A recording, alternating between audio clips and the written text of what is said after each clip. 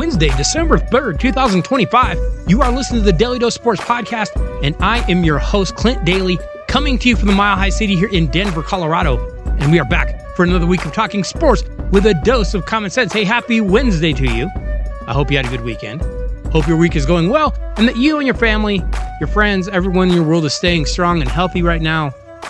And how in the world is it already December? I mean, I hate to point this out, but you've got like 21 shopping days left before Christmas. Or else you're going to be shopping at the gas station and the liquor store. I don't know where the time is going, but it's just going way too fast.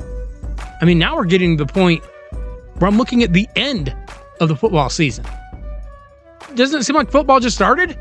How did we already get to this point? I was all excited for the start of the season. A lot of teams are done with the regular season.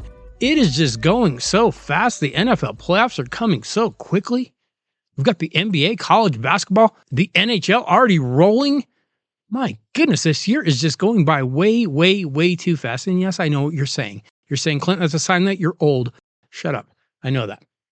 Hey, today on the Dose, like I said, the NBA and college basketball seasons are already underway. And yes, those seasons are way too long. But today on the Dose, we'll let you know who those top contenders are. Plus, another rivalry week is in the books in college football, and our Daily Dose Top 5 is going to take a closer look at some rivalries that actually might be a little bit underrated. You'll see what I mean here in just a few minutes. But first, like I said, that college football season is now basically in full playoff mode. And make no mistake, it's going to be controversial. Because this week, we have conference championship games, and get ready for some screaming. And I mean from all over the country, because it is going to be coming. In the ACC, we will have number 16, 10-2, Virginia facing the, wait for it, Clemson, no. Miami, no. Florida State, no. 7-5, Duke Blue Devils, that if you'll remember, actually lost earlier this year to Connecticut in football. Not in basketball, football. Virginia versus Duke to decide the ACC. Hey, the ACC should just drop football. Honestly, what are we doing? Just be a basketball conference. In the Big 12, we are going to have number 11 BYU squaring off against number 6 Texas Tech in what should be a very fun game. I think BYU is going to be on the fence as far as getting into that college football playoff. I think they need a win here. And then they somehow need to hold on to their head coach, who is at least flirting with Penn State right now. I think if Texas Tech wins, they are in. And if they lose close, they probably get in. Don't get blown out, though. That was a lot of money you spent. Don't get blown out. Next up, we have the Big Ten, where number 1 Ohio State finally beat Michigan this year. And they will face number 2 Indiana in a game that, honestly, I think both of these teams could rest their starters because they're both getting into that playoff. The only true drama for the Big Ten title game, to me, is the performance of the two quarterbacks. Because if Indiana quarterback Fernando Mendoza wins and plays well, I think he wins the Heisman. If Ohio State quarterback Julian Sayin plays well and wins, I think he wins the Heisman. Otherwise, I don't know who's getting that award. This might be one of the worst years in recent memory for true Heisman contenders being out there. And I'll be honest, give me a vote. I think I'm voting for Vanderbilt quarterback Diego Pavia. I think he is the most exciting player in the country. I'd rather watch him than either of these two guys, honestly. Finally, we will have the SEC championship game where the number 3 Georgia Bulldogs will face the number 10 Alabama Crimson Tide in a rematch of their game played back in September, where Alabama scraped out that tight win. Now, we know Georgia is Georgia, but it just seems like Georgia and Kirby Smart have had a hard time beating Alabama. Georgia wins, they're in. They lose, I think they're still in. Alabama, I think, has to win to get in. Otherwise, I don't think they make it. Now, one other title game that could have college football playoff implications would be in that American Athletic Conference, where number 21 Tulane will be facing a very dangerous number 20 North Texas squad. Because if the cards fell right, Tulane, North Texas. And I suppose James Madison is still out there lurking, although I don't have much faith in them getting in. But like I said, there are going to be a number of teams holding their collective breath to see if they make this college football playoff.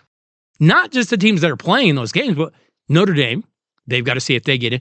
Miami, they've got to see if they get in, because if the committee takes Notre Dame over Miami, when Miami did beat Notre Dame to start the season, then they are telling us it is not what you have accomplished, it is about who we think you are. That's going to be interesting to watch. Ole Miss is definitely in the running for a spot in that playoff. More about them in just a minute. The Texas Longhorns are still out there lurking. So is Utah. So I guess is Vanderbilt and Oklahoma. Speaking of Ole Miss, I've been saying here on The Dose that at some point we are going to see a team make the college football playoff, but also lose their head coach in the process, and boom, here we are. Man, I'm tired of being right. Lane Kiffin swore he couldn't be happier in Oxford, and then LSU offered him a 7-year contract for $84 million, and suddenly he wasn't happy in Oxford anymore. Now, Lane wanted to stay for the playoff. Ole Miss said no thanks.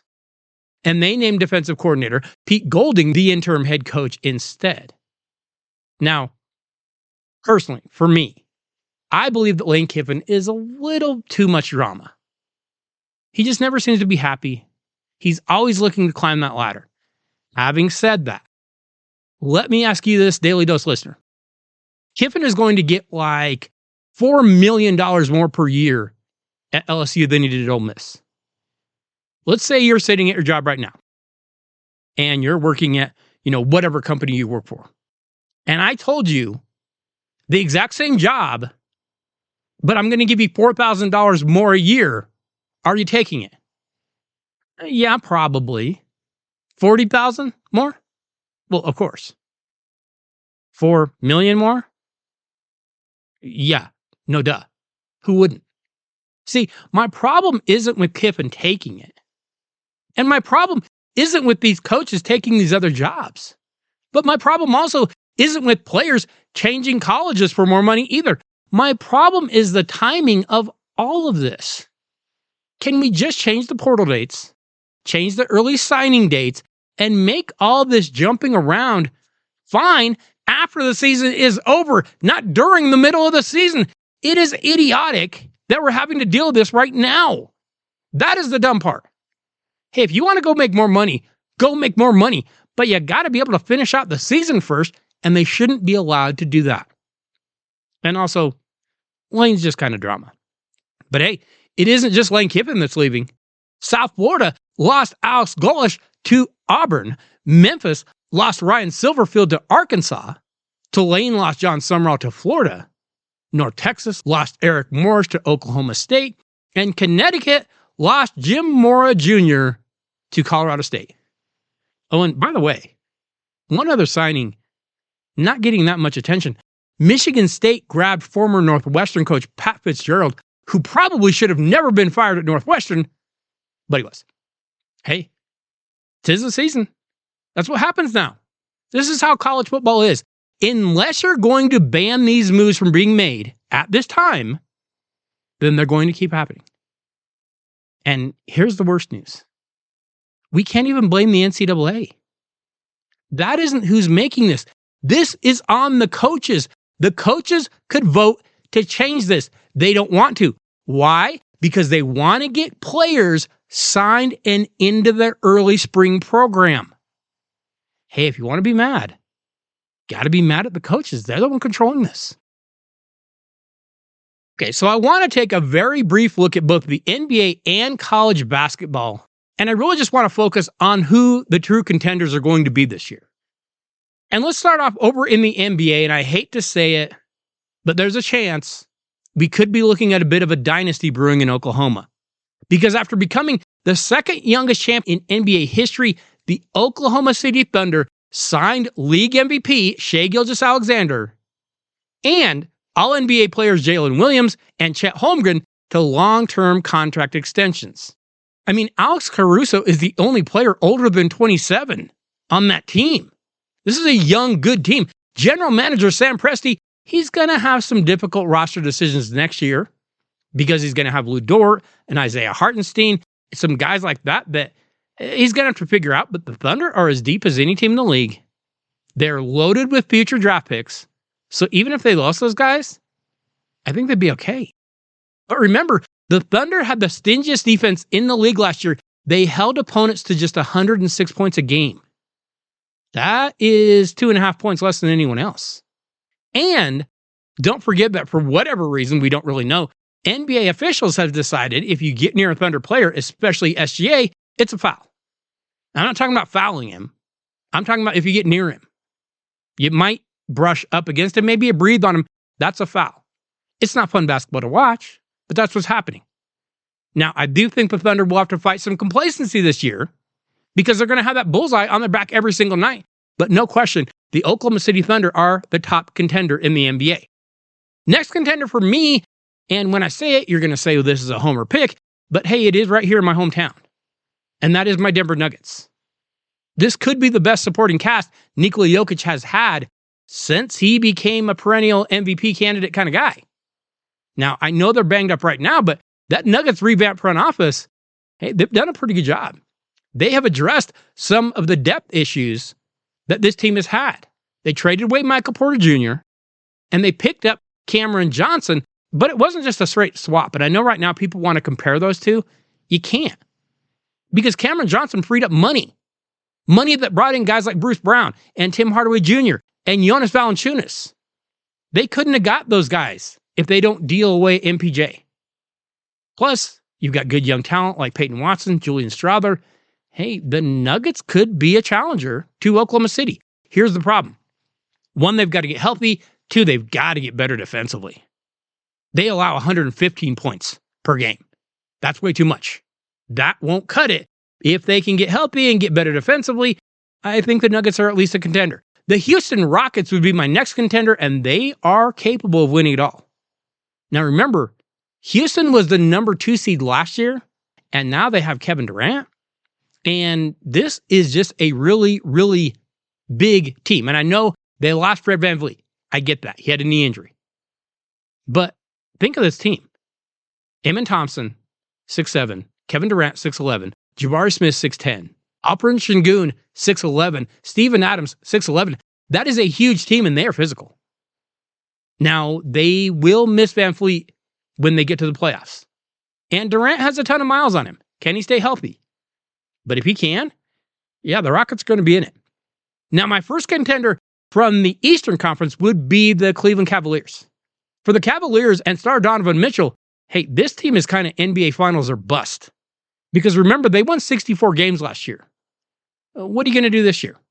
But you've got Evan Mobley, you've got Jarrett Allen. The offense should be strong again. And the good thing is that those guys play some defense too. That means that the Cavs don't have to rely on their shooting every night. Can they stay healthy? We'll see, but they've got some depth. Remember, that's what did them in last year in the playoffs. They just got too banged up. And I would stay in the Eastern Conference and name the New York Knicks as my 5th NBA title contender. Point guard Jalen Brunson, he's got a talented group around him. And they are capable of contending if things break right. Head coach Mike Brown, he's way better than people think. He gets a lot out of his players. And his new offense this year, it just looks like a better fit. Mikal Bridges, Karl Anthony Towns, they look more comfortable. However, here's my worry about the Knicks. Expectations. Because not since the mid-90s has a team been talked about in Madison Square Garden as like, hey, this might be a contender. But that is what's happening now. And those expectations sometimes can do a team in. I've got a few other contenders, maybe not quite as strong, but I'll throw out the Los Angeles Lakers. They started strong even without LeBron in the lineup. But remember, they don't have a big, strong defensive presence inside. They brought in DeAndre Ayton to shore that up, which kind of tells you how desperate they are. The Minnesota Timberwolves returned 7 of their 8 top scorers from last year, but they don't have a lot of playmaking outside of Ant-Man. If they have a weakness, it's a point guard. Mike Conley is like 70 now. He's it. The Golden State Warriors are a really, really intelligent team. Steph Curry, Jimmy Butler, Draymond Green, Al Horford. highly intelligent. But at their age, those guys can't play more than 65, 70 games this year. That'll be a problem in the postseason. The Orlando Magic are a talented young team, but they also have some health concerns because Paolo Banchero and Franz Wagner, they both dealt with some pretty serious injuries and missed a ton of time last year. Now, they're playing this year so far, but Jalen Suggs is banged up. Mo Wagner is banged up. Can Orlando get healthy? The Atlanta Hawks have actually surrounded Trae Young with their best roster he's ever had. You added Kristaps Porzingis. You added Nickeil Alexander-Walker, Luke Kennard, Jalen Johnson. But can you really count on Trae and Porzingis in the postseason? I wouldn't think so. Meaning, maybe over in the Eastern Conference, it's going to be the Detroit Pistons. They're young. But after what they did last year, Blazar Thompson, Jalen Duren, Cade Cunningham, if healthy, Jaden Ivey. Now, they did lose Malik Beasley, and they did lose Dennis Schroeder. That will hurt, but Detroit maybe would be one more of those contenders over there, at least in the East, which is wide open this year. The West, stacked, especially at the top. The East, it could be anybody. Okay, but let's flip over quickly to the world of college basketball. And if you aren't quite sure which teams are the true contenders, I'm going to give you a very quick Daily Dose top 10 of teams that can challenge for a title this year. And I won't necessarily put these teams in a specific order, but I actually think Matt Painter's Purdue Boilermakers, they might be the best team in the country. Guard Braden Smith is a Player of the Year candidate. And here's what's crazy. His teammate, Trey Kaufman-Wren, would be the preseason Player of the Year if Smith hadn't come back. Purdue's got a rim protector in Daniel Jacobson. Purdue could win it all. Now, this next team may not have been as highly ranked as some of the teams on this list because I think they were like 14, maybe 15 in the preseason. But no team has 3 wins over top 15 opponents on their resume like the Arizona Wildcats. 2 of those wins came against teams ranked number 3 in the top 25. Arizona has already beat UCLA, and they've already beaten Florida. Hey, head coach Tommy Lloyd, he's got 2 great guards in Caleb Love and KJ Lewis. We know guards in March can absolutely win you ball games. Watch out for Arizona. The Louisville Cardinals have started the season strong, beating both Kentucky and Cincinnati. And guard Ryan Conwell is a guy that we're going to get to know this spring because Conwell is averaging 20 points a game. Head coach Pat Kelsey has Louisville scoring 96 points a game. Now, their schedule is about to ramp up. So we're going to learn more about Louisville very, very soon. One more team before we take a quick break, and that is Dusty May's Michigan Wolverines, who already have back-to-back wins over ranked opponents coming after Thanksgiving. They beat Auburn, and they beat Gonzaga. They didn't barely beat them. They beat them by 30, and they beat them by 40. Yeah, Michigan is very good. They are absolutely a contender this year. Hey, remember, you should be stopping by DailyDoseSports.com every week and checking out the new things we have going on over there because we have links to the podcast, we have links to videos, we have links to articles every week, and they have a little more local flavor, so be sure to check those out. Remember, you can always email the podcast at DailyDoseSports@gmail.com if you've got a comment or a question. We do get both of those. Sometimes they're nice, sometimes they're not. And remember, you can pick up some Daily Dose gear over there. T-shirt, hoodie, sweatshirt, hat. We've got it all. Make sure you stop by DailyDoseSports.com. Let's jump back in to our college basketball top 10 here today. And the BYU Cougars might not be a team that would first come to your mind in college hoops. But hey, those Fighting Mormons can flat out play. Yes, they lost to UConn already. But then they answered that with 3 straight wins over Wisconsin, Miami, and Dayton. BYU is going to be pretty good. And I know you're probably hoping not to hear this school today, but yes, the Duke Blue Devils are loaded again.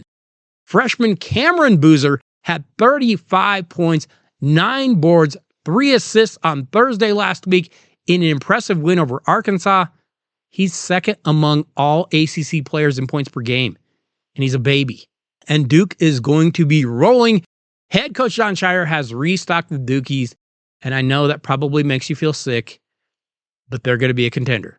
Speaking of contenders, I know he's like 153 years old, He's starting to look like Nosferatu himself, but St. John's head coach Rick Pitino, that guy just wins everywhere he goes. And I know St. John's has been down for so long, you just kind of go, it's St. John's, who cares? No, the Red Storm are going to be good. And also, get to know the name Zuby Ejiofor, because he is going to be a guy that can lead the Red Storm deep in the tournament. Don't forget about Zuby. He can play. Next up, the defending champions, and I'm not quite as high on the Florida Gators as others might be, but make no mistake, Florida will be a load again this year. Head coach Todd Golden has a first-team All-American back in Alex Condon, and he's also returning front court players Thomas Hawk and Ruben Chinyelu. Now, the problem for Florida is they lost that backcourt, and you've got to have good guards to win in March Madness, but he's got top recruits Boogie Fland and Xavier Lee. If they step up by March, then Florida's going to be in it again. The UConn Huskies are more of a defensive team this year, but, sometimes in the tournament, your offense can let you down, and it can go cold. The Huskies can beat you on those nights. They just did it to Illinois. Head coach Dan Hurley, he is going to be in the thick of things again, probably yelling people and getting teed up. And the final team I would put here is the national runner-up from a year ago, and that, of course, is the Houston Cougars. I know Houston hasn't looked great just yet, but they're getting better and they're still winning. And that's scary, because Kelvin Sampson has this group playing defense like he always does. But if that offense comes together, Houston is going to be a team that can go deep in the tournament again. Now, there are a few other teams that I believe can contend that just missed our list. Michigan State, of course, with Tom Izzo. Kansas is going to be good when they have everyone healthy. Vanderbilt is legitimately scary. Don't say you didn't know. Tennessee could be a threat, at least until we get in the tournament and Rick Barnes collapses like he always does. Indiana is very good, as is Iowa State and Iowa. In fact, the Iowa Hawkeyes have a kid named Bennett Sturtz. Might want to check him out. The SEC is loaded, the Big Ten is loaded, and the Big 12 is stacked as well. Meanwhile, the Big East, surprisingly struggling. As usual, March Madness is going to be amazing this year, because I'm not sure we have a program that is just head and shoulders better than everyone else. But, like you saw today, we've got 10 or 12 programs that could just get hot and win it all. That, to me, makes for a way more wide open and way more fun field. Now, as we do so many weeks here at the Daily Dose, we need to get over to our Daily Dose Top 5.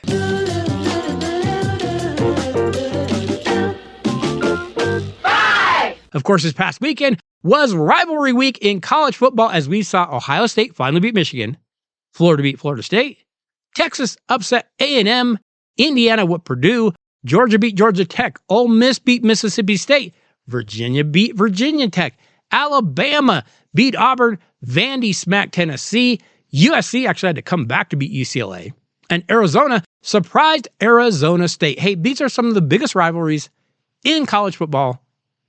But of course, we also know that familiarity can breed contempt. Today, our Daily Dose Top 5 is counting down the top 5 college football rivalries in terms of distance. Which schools are actually the closest in proximity to each other? We start off at number 5, and we go to the state of Ohio. The Bowling Green Falcons and the Toledo Rockets compete in the Battle of I-75 in MAC play every year. It's a tradition that goes all the way back to 1919, and the trophy is exchanged every time a series winning streak ends. Well, the hardware doesn't have to go very far, because there's less than 26 miles separating these two schools. And here's what's crazy. As old as that rivalry is, it's dead even. Both sides have won 43 games, and there have been 4 ties. But at 26 miles, Bowling Green versus Toledo comes in today at number 5. We arrive at number 4. And we get to a rivalry that is less than 15 miles apart.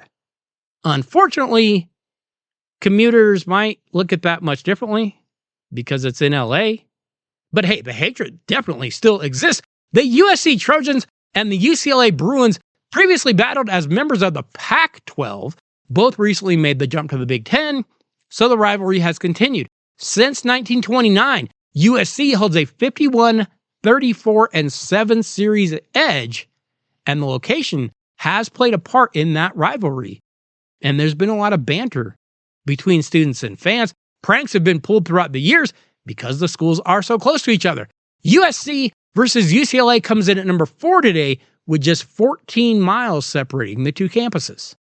At number 3, we reach another state of Ohio MAC matchup, and that is the battle between the Akron Zips and those tricky Kent State Flashes. The two schools are located just 13 miles away from each other. Now, they have played 68 times since 1923, and the Zips have a very small 37-29-2 advantage. And since 1946, the winner receives the Wagon Wheel Trophy. I don't know what that is, but this season, the two schools had a shootout. Kent State beat Akron 42-35, but there's a distance of just 13 miles between the two schools. Akron versus Kent State comes in today at number 3. We arrive at the number 2 college football rivalry in terms of distance between campuses. And we go back to the East Coast more, and to a rivalry that is far more heated in basketball than in football.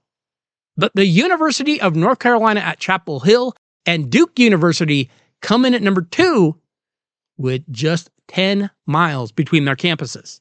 And of course, we know this game often has bigger implications in basketball, but I mean, they do take their football seriously too. The two schools have faced off 109 times going back to 1891. North Carolina is leading the all-time series 65, 40, and 4. Chapel Hill and Durham, like I said, are just 10 miles apart. They are just 2 exits apart on the highway. It is an easy trip from campus to campus. UNC versus Duke comes in today at number 2. So we arrive at the closest college football rivalry in the country, and you're not going to find a pair of FBS rivals located more closely together than these two, which is weird because they're in the state of Texas. But the two schools are separated by just 4 miles. The Rice Owls and the Houston Cougars have met 47 times in the Bayou Bucket Classic since 1971. Houston has a big advantage because, I mean, they're Houston, the other team is Rice. But you might remember that these two used to play yearly back in the Southwest Conference days. The annual rivalry was then reignited after a brief hiatus, and for 14 years, they actually were both in Conference USA. Now they have met in the last 5 years. Rice and Houston might not be the biggest college football rivalry that you'd think of, but in terms of distance, it comes in today at number 1. Hey, next week on The Dose, I am working on something a little bit different. We've got a very special edition of the Daily Dose for you. Like I said, it is something totally different, but it is something you will not want to miss. So make sure you check out The Dose next week, and make sure you let a friend know to do the same. Hey, I want to say thank you to each and every one of you for listening to the Daily Dose every week. Thank you for the emails, thank you for the texts, thank you for the tweets, but more than anything, thank you for sharing the show, for sharing the videos, and for sharing the articles with someone that you know. We absolutely love it when you do that. I have to say thank you to Jess P. Could not do any of this without you. I will see you all next Wednesday. Have a great week, everybody.